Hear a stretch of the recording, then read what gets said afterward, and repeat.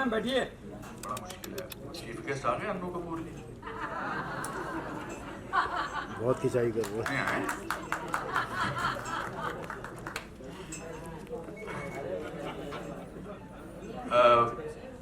सीमा जी को मैं बहुत अच्छी तरह नहीं जानता हूँ और फिर भी बहुत अच्छी तरह जानता हूँ। अभी मैं इनको देख के मुझे लग रहा था कि इनके चेहरे का ग्राफ चेंज ही नहीं हुआ, क्योंकि आपके अंदर जो खूबसूरती है वो आपके चेहरे पर हमेशा बरकरार रही है बहुत सारे सालों से। परिवार ही कमाल का है, कपूर परिवार कमाल का है। सामने वाले को इतना छोटा मतलब अपने ज्ञान से महसूस कराते हैं। इनके हर टॉपिक पे इनको सब कुछ पता है, चाहे वो म्यूजिक हो, चाहे वो फिलॉसफी हो, चाहे वो साइंस हो। रंजीत भाई, अन्नू, आप सब लोग कितना अच्छा, कृषा कितना अच्छा आप लाइफ को जानते हैं और कितना अच्छा समझते हैं। और उसकी खासियत यह है कि आपके माता पिता और आपका, मैं ये पैम्फलेट पढ़ रहा था और कितना अच्छा आपने अपनी मौसी की लास्ट मोमेंट्स के बारे में लिखा है। आपने किताब एक फिल्म के हिसाब से लिखी है। इंसान किताब पढ़ेगा लेकिन उनको एक फिल्म नजर आएगी, और ये खूबसूरती बहुत कम लोगों में होती है, बहुत कम राइटर्स में होती है, बहुत कम इंसानों में होती है। कि जो आप महसूस करती हैं उसको इतनी अच्छे तरीके से तभी लिख सकती हैं क्योंकि आपके अंदर एक सच है, और सच को सच बनाने के लिए दो लोगों की जरूरत होती है, एक जो सच बोल सके, जो सच, दूसरा जो सच सुन सके।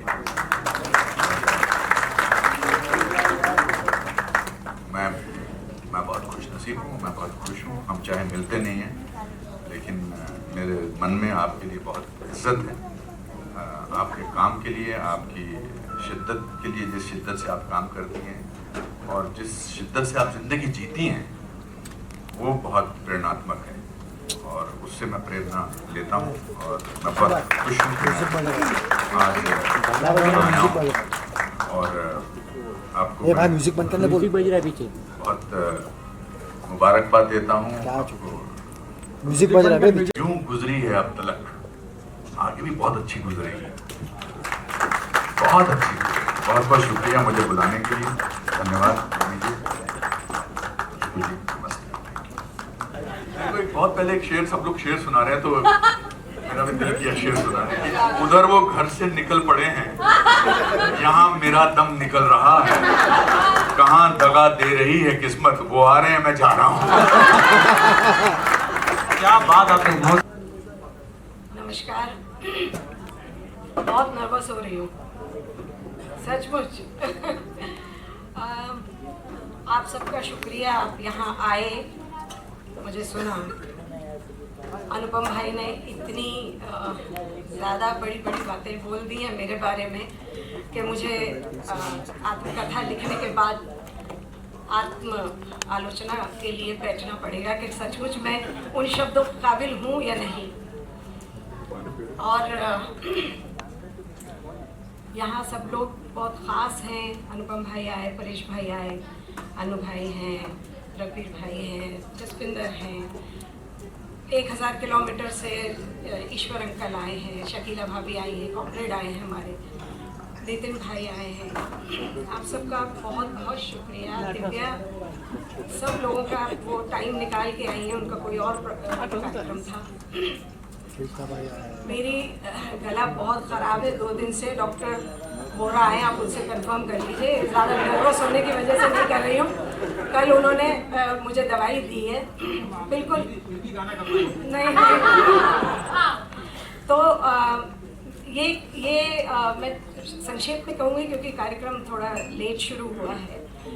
मैं सिर्फ इतना कहना चाहती हूँ कि मैं कोई कुछ ऐसी खास नहीं हूँ कि मैं अपनी आत्मकथा लिख सकूँ, लेकिन अरब में कहावत है कि ईश्वर जब इंसान को बनाता है तो उसके कान में कह देता है कि तुम खास हो। और मैं मानती हूँ कि हर व्यक्ति खास है, क्योंकि हर व्यक्ति के अंदर बुद्धत्व को प्राप्त करने की एक पापी से पापी आदमी के अंदर एक बुद्धत्व को प्राप्त करने की एक ईश्वर उसको एक खासियत दे देता है। तो मैंने भी सोचा कि मुझे ये आत्मकथा क्यों लिखनी चाहिए। क्योंकि जिंदगी को बहुत सारे लोगों ने अलग अलग ढंग से डिस्क्राइब किया है। जैसे फिराक कहते हैं, जिंदगी क्या है, इसे आज ए दोस्त सोच लें और उदास हो जाएं। वहीं फैज कहते हैं, जिंदगी एक मुफलिस की क़िबा है जिसमें हर घड़ी दर्द के पैबंद लगे जाते हैं। कबीर कहते हैं, नैहर वाह हमका न भावे। और शेक्सपियर कहते हैं, life is a tale told by an idiot full of noise and furies signifies nothing. तो कहने लगे बेटा गाते तो सुरीला हो, लेकिन तुम्हारा तलफ़ुज़ बड़ा खराब है। तो मैंने उनसे कहा कि जी तबले पे गाऊंगा तो ठीक हो जाएगा। और मुझे लगा कि तलफ़ुज़ तबले से कोई ताल्लुक होगा। बाबूजी मुस्कुराए और कहा कि बेटा तलफ़ुज़ का मतलब उच्चारण होता है। तो मैंने कहा वही। तो कहते क्या वही, अभी तो तुम तबला कह रहे थे। तो मैंने कहा बाबूजी किसी तरह भर्ती कर लीजिए, मैं अपना तलफ़ुज़ ठीक कर लूँगा। तो भाई साहब बाबूजी ने 2 रुपये 50 पैसे में बड़े खुश हुए। उन्होंने 2 रुपये 50 पैसे में मुझे रख लिया, तबले वाले आदमी को, और रखा। और उसके बाद फिर मैं बस, और यही बात बाबूजी हमेशा सबसे बताते रहते थे कि तो एलामिया टाइटल जो है यूं गुजर गई अब तक। तो लैला मजनू में जो डायलॉग जो था उसका क्या मतलब है, 70 किलोमीटर कहाँ खत्म हो जाते थे मुझे पता भी नहीं। और मैं जब उतरता था इतना ज्ञान मिलता, मैंने बहुत कुछ सीखा है ऐसी संगत करके। तो मुझे यही मेरी उम्मीद है कि मैं कभी आपका कुछ लिखा हुआ मैं कुछ परफॉर्म कर सकूं फिल्मों में। तो ये क्योंकि मैं तो उसी तरह से वो क्या कहते, यही मेरी अभिव्यक्ति रहेगी। Thank you very much and I wish you all the very best. बहुत सारी शुभकामनाएं। Thank you so much.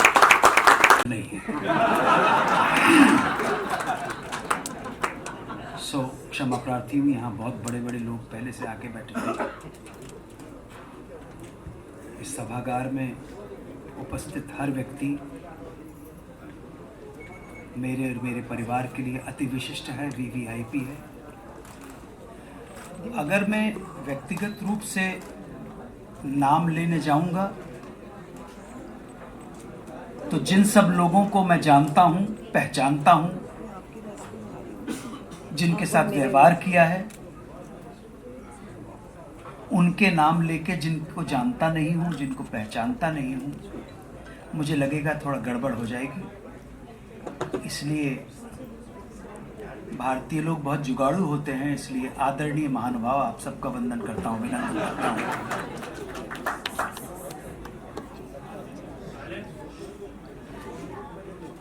सीमा कपूर, रंजीत कपूर, अन्नू कपूर और निखिल कपूर की एक बहन, और ग्रुशा कपूर, मीशा कपूर, ईशान कपूर, इंशा कपूर, वान्या कपूर, माहिर, कवन, आराधिता, आयाम और ईवान कपूर की परम आदरणीय बुआ जी के आत्मकथा के इस उत्सव में जब हम विमोचन करने जा रहे हैं, आप सबने उपस्थित होकर समस्त कपूर परिवार को अनुग्रहित किया है, इसके लिए मैं आपको सादर प्रणाम करता हूं।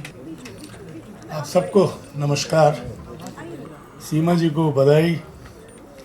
अभी इतने लोगों ने इतनी अच्छी अच्छी बातें की, इतने अच्छे किस्से सुनाए, मैं कुछ अंदर से जल सड़ रहा था कि मेरे पास ये किस्से क्यों नहीं है, मैं इतने देर के बाद क्यों सीमा जी को मिला। पर जब भी मिला मुझे ऐसा लगता है मेरी खुशकिस्मती है कि मैं इनसे मिला। सबसे पहले तो I am quite overwhelmed with all what I've heard from different people who've spoken about the family, about her, and I feel blessed that I have got to know her. I thank Rumi to have introduced me to her. I, on behalf of my two daughters who've grown speaking the language, Hindi language, the credit goes to, a lot of credit goes to her. Again, Ranjit, who was part of the same family, he was very closely associated with us. When Anil was making his career, he too has contributed. It's always been enriching to be with this family, the members of this family. अनु ने जो western में काम किया था वो लोग आज भी याद करते हैं. मैं समझता हूँ मैंने कुछ अच्छा किया होगा कि इनसे मेरी मुलाकात हुई, और मैं समझता हूँ कि ये ताल्लुकात आगे बढ़ते रहें तो और ज़्यादा मैं सीख पाऊंगा इनसे. सीखना कोई एकेडमिकली सीखना नहीं होता. जो तजुर्बे होते हैं लोगों के, वो भी गुणी लोगों के, उनसे आदमी ज़्यादा सीखता है. तो कुछ मैं सीखा हूँ, कुछ मेरे बच्चे सीखे हैं, और ये ताल्लुकात बढ़ते रहे ताकि मैं और कुछ सीख पाऊँ. इससे ज़्यादा मैं क्या बोलूँ. मैं शुक्रगुजार हूँ ऊपर वाले का कि मैंने इन लोगों से मिला, इनके परिवार से बहुत कुछ सीखा. आज इन्होंने अपनी बुक लॉन्च की है, उसके लिए बधाई हो. और मेरे तरफ से गुड विशेस है इनको और इनकी तमाम फैमिली को. इनकी जर्नी बहुत कमाल की रही है और आगे चल के भी मेरे अलावा वो लोगों को ये एनरिच करेंगे. Thank you. थोड़ी दूर तक ठीक है. से प्रकाशित करना चाहती हूँ, लेकिन अभी तक वो काम नहीं हुआ. बट मुझे लगता है कि हर काम का एक वक्त होता है और वो वक्त जब आएगा तो वो काम हो जाएगा. बहुत बहुत धन्यवाद आप सबका आने का. मेरी बहुत सारी यादें वाबस्ता हैं दीदी की. हमारी आपस में अरे क्या कर कई रहे बार हैं? जैसे बहनों की होती है वैसे हमारी कई बार एक साइलेंट फाइट भी हो जाती है, बहुत बार होती है. लेकिन फिर भी दीदी जहाँ होती है I always wish the best, और मैं जहाँ होती हूँ आई नो दीदी wishes me the best. I love you दीदी. जिंदगी मुकम्मल हो गई एक बड़ी बहन पाकर आपके रूप में. Thank you so much. और अब मैं स्टेज पे बुलाना चाहती हूँ. रमन जी आए हुए हैं राजकमल प्रकाशन से, तो उन्हें चाहूँगी कि वो स्टेज पर आए और कुछ थोड़ा सा दो शब्द बोलें दीदी की किताबें. तो उनकी तरफ से ये केक आया जो मैं चाहती हूँ दीदी काटें. सबसे पहले तो सीमा दीदी को बहुत बहुत मुबारकबाद इस आत्मकथा प्रकाशन के लिए. बहुत दिन से सोच रही थी और लिखना शुरू किया था, तो बहुत सारी बातें जो आप इसमें देखेंगे, सुनेंगे, पढ़ेंगे, वो सब उनकी अपनी आप बीती है. और बहुत सारी चीज़ें जो मैं जानती हूँ, जो मेरे साथ उन्होंने बहुत बार जब हम बैठते थे, तो अब भी जब हम बैठते हैं तो वो शेयर करती हैं अपनी यादें, और बड़ा हम लोग खूब हंसते हैं और खूब उन बातों को याद करके, इवन कि वहाँ तब के गाने जो हम लोग शेयर करते हैं, और मेरी चॉइस और उनकी चॉइस बहुत ही मिलती है, और उस चीज़ को हम लोग खुद गुनगुनाते हैं जब हम साथ होते हैं. तो ये एक आत्मकथा है, ये उनकी अपनी आप बीती जिसको उन्होंने लिखा है, जिसको अल्फाज दिए हैं, शब्द दिए हैं, और इसमें कोई झूठ नहीं, क्योंकि किताबें लिखी जाती हैं उसमें बहुत कुछ कहानियाँ होती हैं. ये कहानी नहीं है, ये आत्मकथा है, ये आप बीती है. तो मुझे लगता है कि इसमें जो सच्चाई है वो पढ़ के, वो जान के आपको पता चलेगा कि सीमा कपूर क्या है. सीमा कपूर ने किस तरह की जिंदगी बिताई, कैसी जिंदगी बिता के अकेले लड़के कहाँ तक पहुंची हो। आज ये आत्मकथा जो उन्होंने अपनी लिखी है, इसके लिए मुझे तो सबको ही बहुत खुशी है, हमारे पूरे परिवार को सबको खुशी है। और दीदी को बहुत बहुत मुबारकबाद एक बार फिर। आप सब जरूर पढ़िए इसे और जानिए। देखिए, चैलेंजेस लिखने में तो कुछ नहीं आए, क्योंकि जब मैं लिखती हूँ तो मैं अकेले में बैठ के लिखती हूँ। जिंदगी में जो चैलेंजेस आए हैं और जिंदगी में जो उतार चढ़ाव आए हैं, उनको मैंने लिखा है। और मैंने निर्भीक होकर, बिना डरे, चाहे वो मुझे अपने बारे में लिखना हो, उसमें मुझे कितना ही क्या बोलना चाहिए, क्रिटिसिज्म झेलना पड़े, वो मैंने लिखा है। उसी तरह मैंने दूसरों के बारे में भी जो मेरा नज़रिया था वो लिखा है। उसमें भी चुनौतियां थी मुझे ये कहने की कि मैं क्या कहूँ दूसरों के बारे में और क्या नहीं कहना चाहिए। उनकी मर्यादा रखते हुए, ग्रेस रखते हुए, मैंने मेरे साथ जो भी घटनाएं हुए हैं ज़िंदगी में, जो चुनौतियां आई हैं, वो मैंने। मैम, कई सारी चीजें आपकी लाइफ के बारे में पता, कई सारी चीजें लोगों को नहीं भी पता है, तो ये बुक उनके तरफ पहुंचेगी जो आपके फैंस हैं जो। जी। सबसे पहले मैं जब ये बुक अपनी आत्मकथा लिख रही थी तो सबने मुझे कहा कि इसे एक फिक्शन की तरह लिखो, क्योंकि बहुत सारे ऐसे प्रहार हैं सोसाइटी पे हमारे साथ, और बहुत सारी ऐसी चीज़ें हैं जैसे चाइल्ड अब्यूज़ है, जैसे पुरी साहब और मेरा रिश्ता किन रास्तों से गुजरा है, क्यों हुआ है। तो ये सब चीज़ें मत लिखो, क्रिटिसिज्म झेलना पड़ेगा। तो मैंने कहा नहीं, अगर मैं इसको फिक्शन बना दूंगी तो इसकी सत्यता जो है ना, वो झूठी हो जाएगी।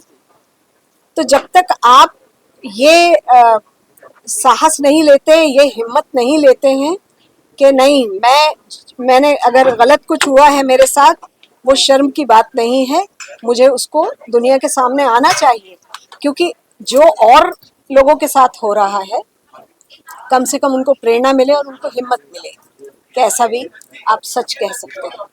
बहुत सारी चीजें लोग जानना भी चाहते हैं, लेकिन आपको लगता है कि बुक के थ्रू जो है कई सारे जो फिल्म मेकर्स है उसके भी अप्रोच आएंगे, इसको बड़े पर्दे पर उतारा जाए, इस कहानी को, इस बारे में कुछ शेयर करें, तो क्या आप तैयार हैं इस कहानी को? वो बहुत बाद की बात है, मुझे नहीं लगता है कि पहले लोग पढ़ें तो सही, उसके बाद ये आगे की बात होगी। मैम, आज के दिन बात करें, काफी बड़ा दिन आज आपके लिए, परिवार के लिए, काफी सारे लोग इमोशन आपको लिखने वाले इसके अलावा। अब देखिए, यहाँ तक की तो कहानी मैंने लिख दी है, अब मुझे नहीं मालूम है मेरी जिंदगी और कितनी बाकी है। 65 साल की तो हो गई हूँ मैं, अब कितना मुझे 5 साल जीना है, 10 साल जीना है, और उनमें क्या क्या जिंदगी के चैलेंजेस आएंगे मुझे नहीं मालूम है। तो आगे की तो बात मैं नहीं बता सकती हूँ कि आगे क्या होगा क्या नहीं होगा। मैं ये चाहती हूँ जो हो गया है, गुजर गया है, उसी को आप लिख सकते हैं। भविष्य तो ईश्वर के अलावा और किसी को नहीं मालूम। मैसेज दे सकते हैं मैम आपको? एक मिनट देने के लिए आइए साथ में। क्या बात है, क्या बात है। हाँ जी, एक मिनट राकेश जी।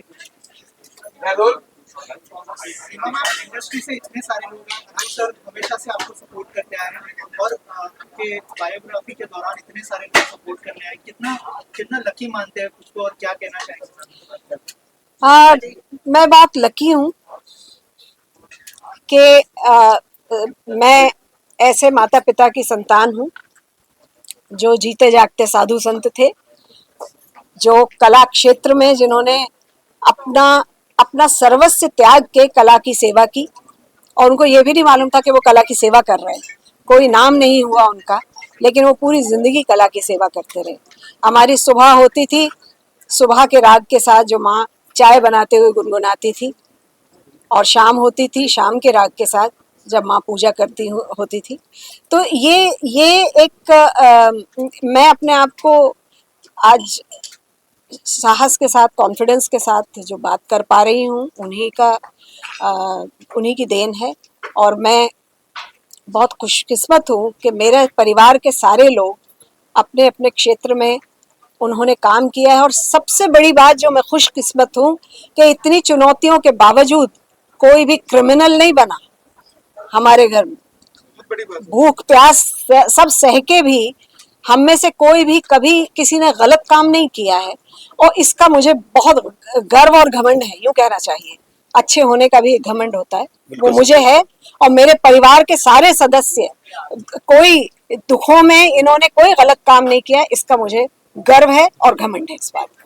सर आपसे जानना चाहूंगा, जब मैम ने आपको बताया कि मैं पहली बार अपनी बायोग्राफी, क्योंकि लोगों ने मीडिया में बहुत सारे न्यूज़ेस पढ़ी है, लेकिन जो सही कहानी है वो बुक के थ्रू आने वाली है, तो आपका क्या रिएक्शन था? क्या आपने कुछ बातचीत की मैम के साथ? नहीं, इस तरह की कोई बात नहीं। देखिए, बहन के साथ क्या बात करनी है, उसकी ऑटोबायोग्राफी कैसी होगी और क्या होगी, इस सिलसिले में कोई बात नहीं है।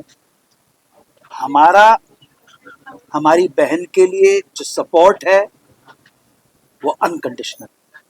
उसमें उसकी बायोग्राफी, उसके स्टारडम का, उसके बड़े प्रोड्यूसर होने का, उसके बड़े डायरेक्टर होने का, उसके बड़ी कलाकार होने का कोई मतलब नहीं है।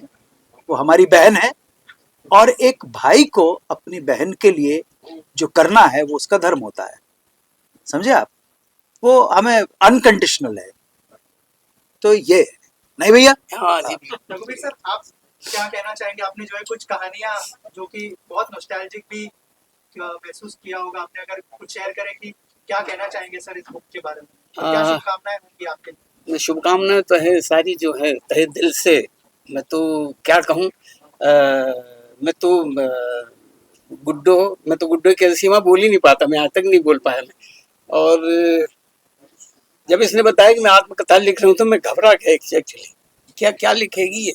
और क्योंकि मैंने इसे हमेशा हंसते हुए देखा है, हम बड़ी मुफलिसी में जिए हैं हम लोग, और मुफलिसी के वाकई आज भी हम कभी बात करते हैं तो वो मुफलिसी के दिन सबसे खूबसूरत आज नजर आते हैं हमें। मिलते 2-2.5 रुपए ही थे, और ज्यादा कहने को 2-2.5 होते थे, मिलते 8 आने और 4 आने ही थे। उसी में हम मिल बांट के हम लोग खा लेते थे, रहते थे, और 24 घंटे हंसते रहते थे। हमें कभी जो तकलीफों का मजा हमने उस वक्त लिया, और ये गुड्डो, ये बहन मेरी, ये तो हंसाने में इसकी तो मास्टरी है। हम भूखे बैठ के और एक दूसरे की शक्ल देख के हंसने लग जाते थे, तो हम खाना पीना सब भूल जाते थे। तो ये जो रहा, तो जाहिर है ये जो इसने लिखा है, यूं गुजरी है अब तलक, वाह क्या गुजरी है। और इसने इतने खूबसूरत अल्फाजों में लिखा, मुझे तो बोलना भी नहीं आता। मेरे तो अल्फाज में तो बिल्कुल देहाती आदमी हूँ, लेकिन जो थोड़ा बहुत बोलना सीखा है यही सोहबत में। क्यों कहीं कोई गलतियां करते, तलफ़ुज़ मेरा खराब होता तो यही ठीक करती रहती थी गुड्डो। एक तो इसका म्यूजिक का भी ऐसा कि बेसुरा होता तो ये सुर में ले आने का सारा कुछ तो ये भरा पड़ा हुआ था। तो यही से बस सीखते रहे, और मैं तो जल्दी से जल्दी पढ़ना चाहूंगा। सिखा के लाई हूँ कि इतनी तारीफ करो मेरी। लेकिन एक बात बता दूं मैं कि जब ये हम वहां मिले तो मैंने इसकी हिंदी की क्लास ली थी। एक मम्मी ने कहा था, हाँ मम्मी ने कहा था कि हिंदी और गणित की क्लास ली थी, तो हिंदी में। और अभी गणित में कमजोर थी। चिट्ठी सिलवाई नहीं थी, फड़वाई थी। वो तो ऐसे कई दिनों तक वो हमेशा नजरों में कफन ही लाल लाल ही दिखाई देता रहता, सोते जागते। जब पता लगा कि ये कहाँ से उठा के लाए हैं, बहुत डराने लगे थे। चलिए अनु सर, आप क्या कहना चाहेंगे सीमा जी के बारे में, और क्या कैसे बुक के बारे में? बुक तो पढ़ेंगे तब बोलेंगे। नहीं, बुक पढ़ने एक भाई के लिए, भाई के हृदय में अपनी बहन के लिए जो प्रेम होना चाहिए वो अनकंडीशनल होना चाहिए, सीधी सिंपल सी बात है। और मेरे जैसा व्यक्ति जो है, आपस में किसी चीज में मतभेद हो सकते हैं, मेरे किसी भाई से मतभेद हो सकते हैं, इससे मतभेद हो सकते हैं, लेकिन जब बात आती है अपने भाई या बहन के लिए लड़ने की, समझे ना, तो वहां पे ये नहीं देखा जाता कि तू सही है कि तू गलत है, तूने अच्छा किया कि बुरा किया। सो जब ये मुझ जैसे व्यक्ति से पूछना कि आप उनकी बुक के बारे में क्या कहेंगे, मुझे बुक से कोई मतलब नहीं है। मुझे केवल मतलब हमेशा से मेरी बहन से रहा है। वो सुखी रहे, वो खुश रहे, आबाद रहे, मुंबई रहे या हैदराबाद रहे। क्या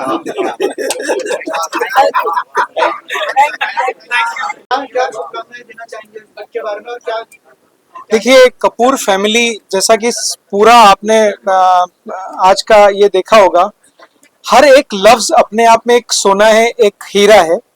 दीदी का जो पूरा जीवन रहा है वो कठिनाइयों से भी रहा है, लेकिन उन्होंने उस कठिनाइयों में भी आनंद उठाया। और जिस प्रकार से उन्होंने बुक लिखी, मैं तो ये मानता हूँ कि इतनी अच्छी फैमिली को जन्म देना, काका जी का और ये उनका पूरा परिवार ही ऐसा है, माँ से पिताजी से लेकर रघुवीर भैया तक को, अन्नू भैया इतने बड़े आर्टिस्ट हैं, सीमा दीदी इतनी बड़ी आर्टिस्ट हैं। तो ये तो हमारे भारत के लिए, हमारे देश के धरोहर हैं ये सारा परिवार। तो हमें तो इस परिवार को बहुत बड़ा थैंक यू देना चाहिए कि ये परिवार, उन्होंने, शबनम माँ ने और पिताजी ने इनको जन्म दिया सारे बच्चों को, और ये सारे पावर हाउस हैं। आप देखो, आज इतना टेम्परेचर डाउन था इस हॉल का, लेकिन फिर भी गर्मी लग रही है। उसका रीजन ही है, सारे पावर हाउस एक साथ बैठे हुए, सारे पावर हाउस। रंजीत भाई के बच्चे हैं, अन्नू भाई के बच्चे हैं, सीमा दीदी हैं, सारा परिवार है। ये इतना टैलेंटेड परिवार है दोस्तों कि इनकी हिंदी, जैसा कि बोनी सर ने भी बताया आपको कि तबला किसने ठीक किया, सीमा दीदी ने। अन्नू सर की आप हिंदी देखिए, अन्नू सर की कोई भी भाषा देखिए, वो कहाँ से आई? अपनी माँ से, अपने पिताजी से। तो जो उनके माताजी और पिताजी ने धरोहर दी थी, आज तक इनको संजोए रखा है। और इससे बड़ी बात क्या हो सकती है? अब हम भारतवर्ष के नागरिक इनको संजो के रखें। Thank you so much.